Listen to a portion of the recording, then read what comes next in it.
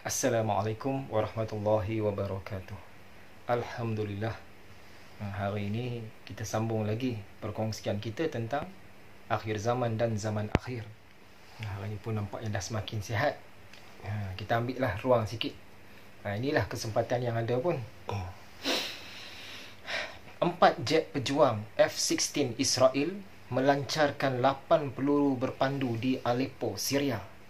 Tapi 7 daripadanya berjaya ditembak jatuh oleh tentera Syria menggunakan teknologi Rusia.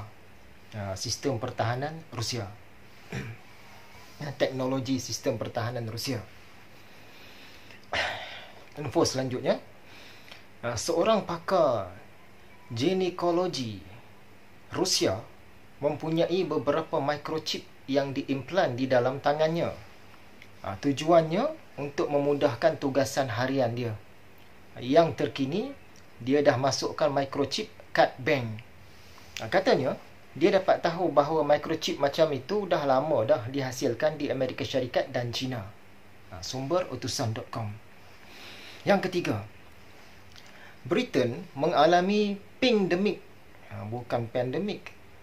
Pingdemik menyebabkan pasar raya di Britain mengalami krisis kekurangan bekalan makanan. Nak tahu apa itu pingdemik, carilah sendiri. Cuma yang kita nak kongsikan, apabila bahan-bahan makanan tak ada di kedai-kedai, duit banyak pun apalah sangat ertinya. Nak beli, barangnya tak ada. Kita di sini pun eloklah ambil langkah berhati-hati juga. Manalah tahu akan jadi juga sedemikian pada masa-masa akan datang.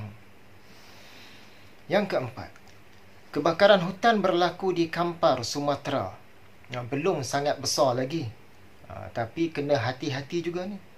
Beberapa tahun kebelakangan ni kan ke kita ni selalu juga terkena jerebu. Dan jerebu pun yang teruk pun ada. Harap-harap kali ni terkawal lah. Dalam kuliah sebelum ini, kita ada sentuh tentang cuaca panas dan kering yang akan berlaku berterusan di Semenanjung ini, dijangka sampai pada pertengahan September. Jadi kalau cuaca panas dan kering campur pula dengan jerebu, campur pula dengan wabak, teruklah. Moga-moga Allah jauhkanlah. Satu lagi, siasatan pihak berkuasa Uganda menunjukkan 800 individu disuntik dengan air dan bukannya vaksin. Sumber berita harian. Itu antara maklumat-maklumat terkini yang dapat kita kongsikan yang mungkin berkait dengan zaman akhir sedikit sebanyak. Seterusnya kita menjawab beberapa persoalan. Dalam kuliah sebelum ini kita ada sentuh tentang api dari Yaman. Dan kita pun ada cerita tentang Eden. Jadi persoalan dia, api dari Yaman itu di zaman akhir nanti dalam hadis tu, adakah api yang dari Eden ataupun api yang lain?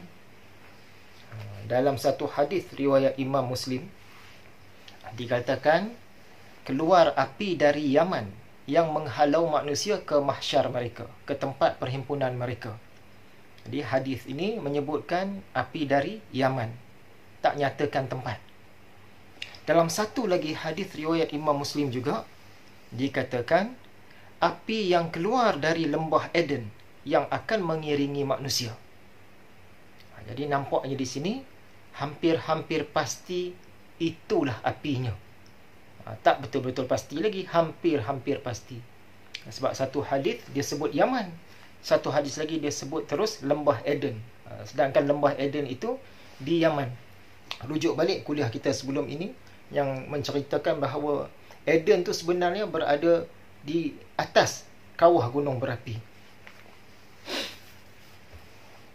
Seterusnya, mohon cerita lanjut tentang struktur-struktur batu di Harrat Khaybar. Sebenarnya kita pun tak banyak maklumat dan kita pun tak tahu lanjut. Pengkaji-pengkaji pun tak tahu lanjut.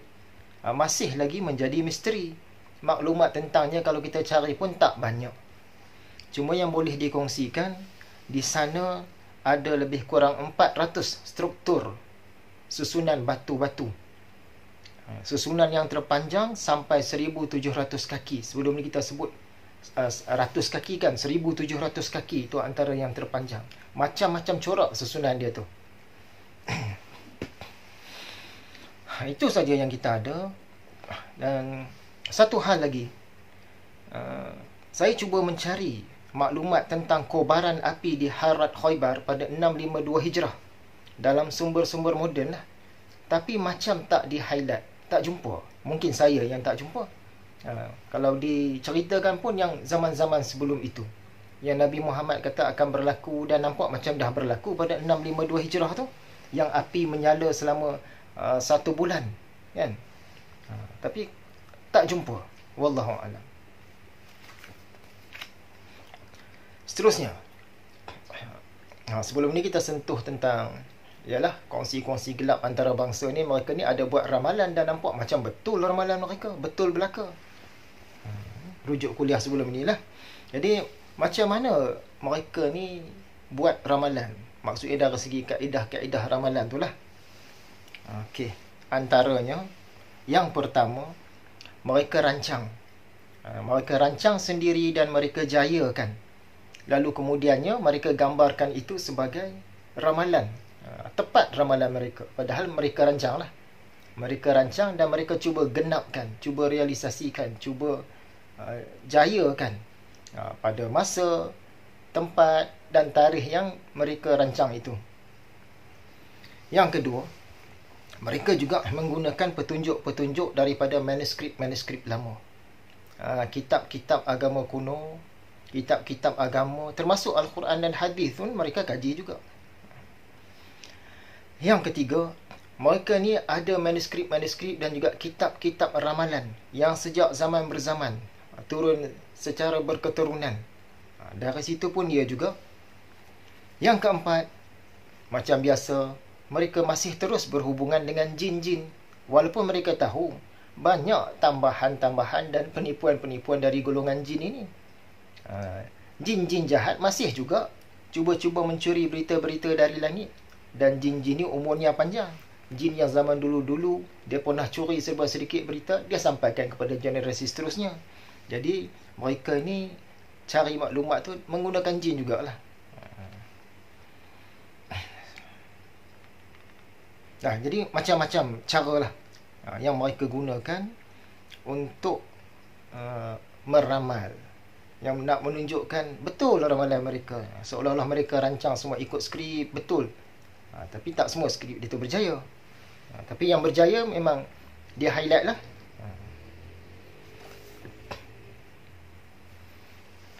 Dan satu lagi, pertanyaan tentang seseorang di India. Kita tak sebutlah nama dia. Dia rambut afro, ramai pengikut. Dan dia ni banyak kesaktian, dikatakan sebegitu. Adakah dia Dajjal? Dia ni pikat ramai orang jadi pengikut-pengikut dia. Dan dalam pelbagai agama, yang dari Islam pun ada juga segelintir nak ikut dia. Yang menganggapnya Tuhan pun ada, yang dalam agama lain. Jadi sebenarnya kita ada buat satu slot khas dalam salah satu kuliah syarah kitab Ihya Ulumuddin kita. Tapi nak cari semula tak tahu dah file yang mana, sebab file-file yang di-upload ke internet ni pun dah ratusan file yang mensyarahkan kitab Ihya tu. Kalau nak cari tu jadi susah. Tak dapat dah. Jadi setakat penelitian saya lah, sampai kepada kuliah yang disebutkan dulu tu, bertahun-tahun yang sudah, orang ini bukanlah Dajjal yang sebenar. Kalau dia ni Dajjal-Dajjal kecil itu, wallahu a'lam mungkin juga. Tapi dia bukanlah Dajjal yang sebenar. Kesaktian-kesaktian yang berlaku, yang berkisar di sekitar dia itu, sebenarnya banyak yang silap mata sahaja, banyak yang dirancang, dan ada yang secara kebetulan berlaku. Contohnya, dikatakan dia ni boleh mengeluarkan debu dari udara.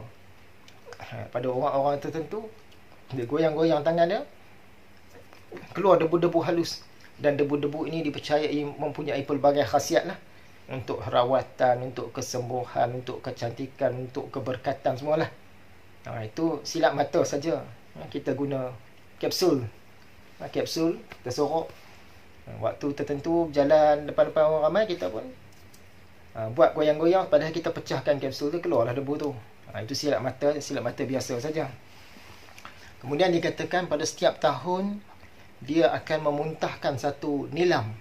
Batu nilam besar, batu dia. Cantik batunya. Dari dalam perut dia sendiri. Yang ni pun bukanlah satu kesaktian. Itu silap mata juga. Kan? Dia buat-buat macam nak termuntah, di depan dia dah ada kain dah. Batu tu dalam kain tu saja. Kemudian dia pun muntahkan. Bila muntahkan air liur apa semua tu, lap-lap tunjuk dalam kain itu ada batu nilam. Itu dalam kain tu saja. Banyak silap mata lah. Jadi ringkas cakap, dia nak kata dia Dajjal sebenar itu bukanlah. Wallahu alam. Jadi untuk kali ini itu saja yang sempat. InsyaAllah kita jumpa lagi dalam perkongsian yang akan datang.